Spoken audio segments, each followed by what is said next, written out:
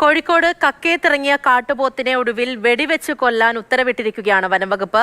മയക്ക് വെടിവെച്ച് പിടികൂടാൻ സാധിച്ചില്ല എങ്കിൽ വെടിവെച്ച് കൊല്ലാനാണ് ഉത്തരവ് വന്നിരിക്കുന്നത്. എബ്രഹാമിനെ കൊന്ന കാട്ടുപോത്താണെന്ന് ഉറപ്പാക്കണമെന്നും വനംവകുപ്പ്. മുഹമ്മദ് ഷഹീദ് വിവരങ്ങളുമായി ചേരുന്നുണ്ട്. ഷഹീദ്, മുന്നോട്ട് വെച്ച ആവശ്യങ്ങളിൽ ഒന്ന് കാട്ടുപോത്തിനെ വെടിവെച്ച് കൊല്ലണം എന്നതായിരുന്നു. മറ്റൊരു കാര്യം, വലിയ രീതിയിലുള്ള സംഘർഷം അത് നാട്ടുകാരുടെ ഭാഗത്തു നിന്നും ഉണ്ടായിട്ടുണ്ടല്ലോ. എന്താണ് സമഗ്രമായ വിവരം?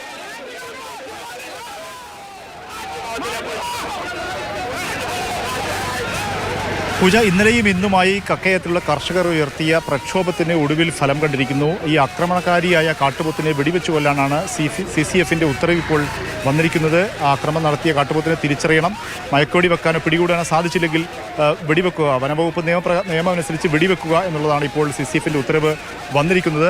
പ്രധാനമായും ഉന്നയിച്ച പ്രധാന ആവശ്യങ്ങളിൽ പ്രധാനപ്പെട്ടൊരു കാര്യമായിരുന്നു കാട്ടുപോത്തിനെ വെടിവെച്ചു കൊന്ന് ജനങ്ങളുടെ ജീവിതം സുരക്ഷിതമാക്കുക എന്നുള്ളത്. അക്കാര്യത്തിൽ തീരുമാനമായിരിക്കുന്നു.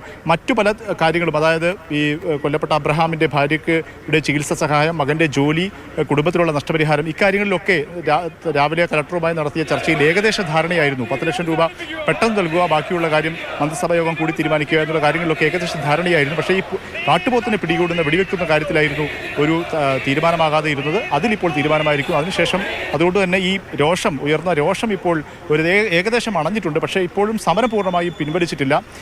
കുടുംബാംഗങ്ങളുമായി മറ്റ് സമരസമിതിയുടെ ആളുകളുമായി ഒക്കെ സംസാരിച്ച് കലക്ടറുമായി ഇക്കാര്യത്തിലുള്ള ഒരു അന്തിമമായ ഒരു ചർച്ച കൂടി നടത്തിയ ശേഷം മാത്രമേ എബ്രഹാമിൻ്റെ മൃതദേഹം സംസ്കരിക്കുന്നത് ഉൾപ്പെടെയുള്ള സമരത്തിൽ നിന്നും പൂർണ്ണമായി പിൻവാങ്ങുന്ന കാര്യത്തിലുള്ള അന്തിമ തീരുമാനം എടുക്കൂ എന്നാണ് സമരസമിതി നേതാക്കൾ അറിയിച്ചിട്ടുള്ളത്. പക്ഷേ ഇന്നലെയും രാവിലെയുമൊക്കെയായി ഉയർന്ന വലിയ രോഷത്തിന് ഇപ്പോൾ ഒരു ശമനമുണ്ടായിരിക്കുന്നു എന്ന് വേണം പറയാൻ. തീർച്ചയായും ചെറിയൊരു ആശ്വാസം ഉണ്ടായിരിക്കുന്നു എന്നുള്ളതാണ്. കാരണം അവർ മുന്നോട്ട് വെച്ച പ്രധാനപ്പെട്ട ആവശ്യങ്ങളിൽ ഒന്നാണ് ഇപ്പോൾ നടപ്പിലാക്കാൻ പോകുന്നത്.